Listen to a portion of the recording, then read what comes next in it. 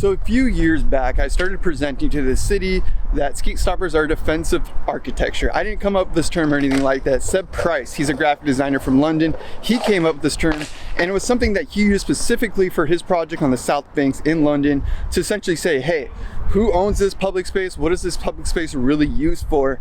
And how is this actually helping? Because they're essentially promoting South Bank as like a skate spot, but then they were adding skate knobs. And then I tried to kind of bring that similar, adopt that similar concept here. People weren't having it. They weren't happy, but we're here at Carmel Valley Skate Park. We're gonna dive into some of the reasons that I think skate stoppers actually are good. And it was sort of like an argument I had towards me saying that I think skate stoppers are defensive architecture. It's really not nice. It doesn't look good on anything. That's what we're gonna dive into. We're here at Carmel Valley Skate Park. Let's get warmed up and then we'll jump into the topic.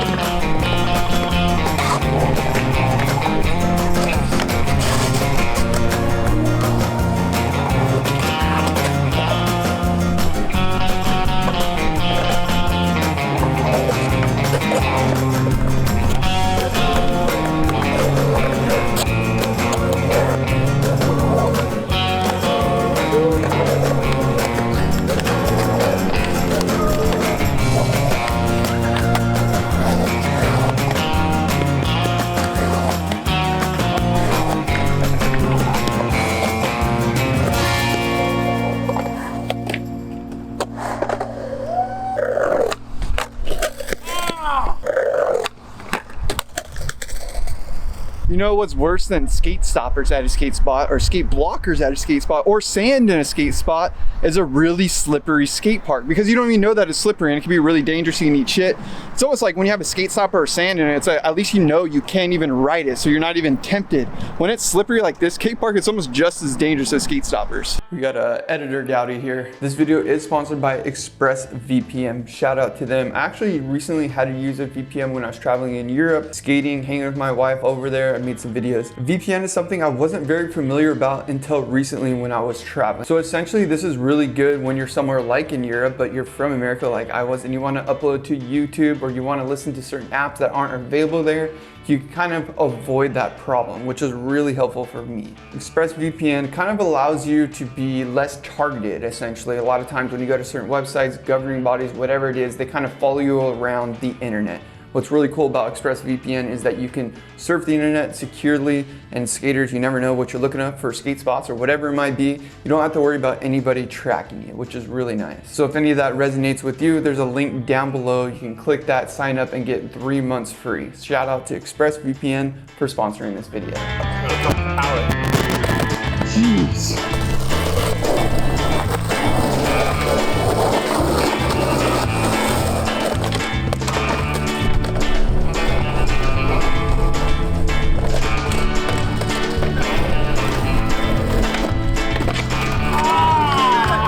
We just showed up to Tick Ditch. This is like, I don't know, this is like basically 10 minutes from the skate park that we were just at. And one cool thing about this ditch is like Rhino's actually up, independent TM right now, working on building some stuff in the beginning of this ditch. It's like a mile long. There's like so many sick DIY spots inside of this ditch. I think that's something that definitely like is provoked by not having skate spots. And another thing I would say is probably by skate spots also being knobs. So like skate knobs and skate stoppers have almost made skaters be more proactive with making skate obstacles or skate spaces like Washington Street, for example. example, is another place that wouldn't exist without skate stoppers. In a way, I mean, of course that can be argued, but my point being is that like skaters had nowhere to go. They were sick of getting chased out, getting tickets in downtown San Diego, so they built Washington Street Skate Park, and that was just a really good, basically kickoff to DIY skate spots. Now you got this ditch, tick ditch, super fun. We're gonna get some skating in a second, but I guess that's a point that I wanted to make. I think skate stoppers have almost made skaters build skate spots and be more creative with obstacles, and I think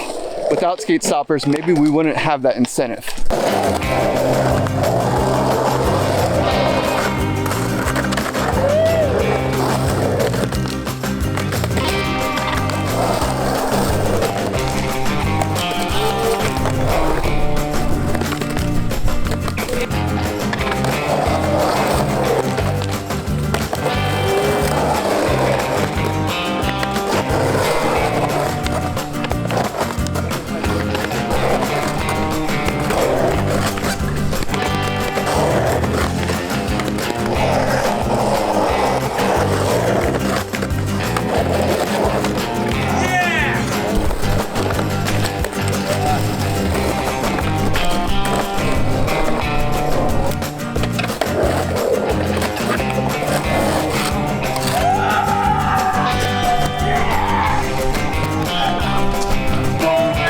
Back to back right there.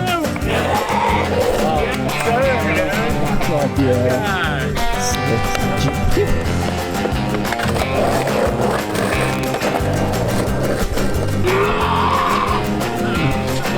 That was a good one, dude.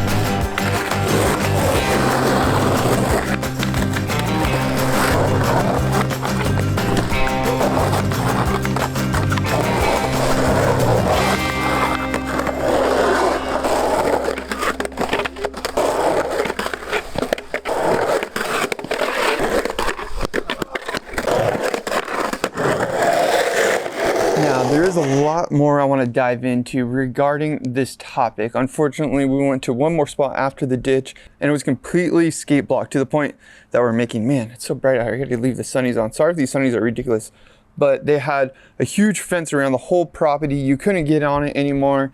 And that again goes to this point where like skaters are stuck in this position where either they have to hop the fence, trespass, risk getting the ticket, or they have to do something else, which is take things into their own hands. And ultimately that's what I really want to get at, is like DIY skate spots, rub brick, everything that I do has a lot to do with just like skate stoppers. Essentially, if they didn't have skate stoppers, why would we go and build obstacles everywhere and kind of like progress skate obstacles in a way? So that's kind of the point that I want to get at here, is like Washington Street, all these DIY spots are essentially started because there isn't a space for skaters to go and just be able to skate without getting harassed. And I think at the end of the day, this does bleed into skate parks. We see so many skate parks, especially here in California, all over the world. It doesn't really matter. They're constantly being built everywhere. And I think the reason you have that is that there's a designated space for people to skate. And there's one term that somebody mentioned in my How to Build Skate Park video. I think it was Alex Beck or Kenton Russell, where they basically said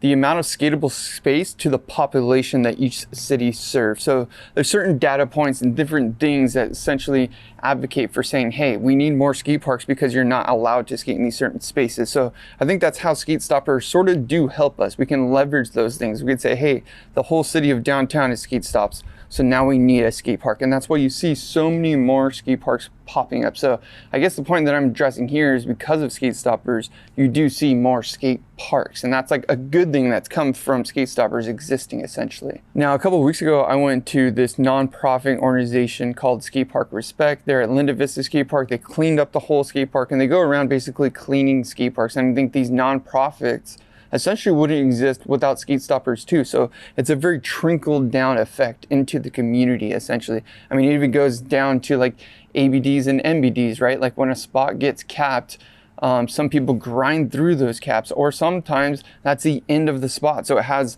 a lifespan. I think that's good for the skate community. It has like an open lifespan of like, here's what was done when that spot was skatable, and then it got skate stopped.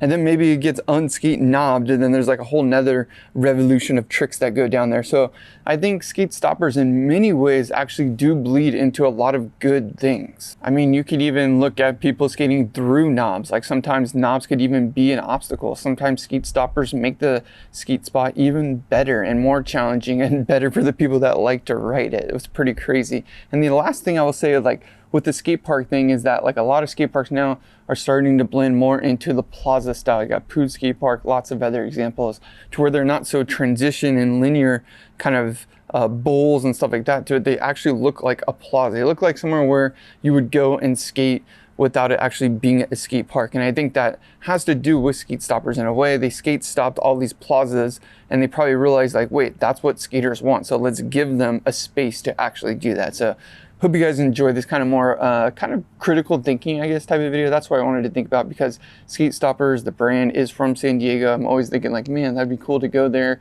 interview them. And then something in my mind just made me think about all this when I started thinking about defensive architecture and how Skate Stoppers do fall under that defensive architecture, and just presenting that to San Diego. I think I got some of this feedback that I'm telling you now. So I think it's just a good conversation to have.